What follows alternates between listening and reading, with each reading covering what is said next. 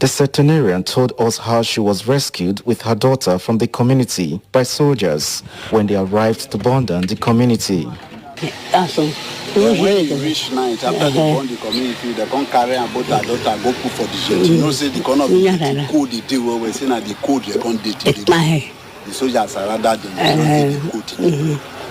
Akibu here na wakili tina kaya hena aeruko kama yuko gobu tulai ay okera watu hulena ikore na nyama bihero kona fiurie koyibie the ones who know that the military didn't just only destroy the community to the ground, they also looted every single thing in that community. And the Nigerian government must be ready to pay back every single thing that the community has lost. This is gross inhumanity in Nigeria. This cannot happen other places.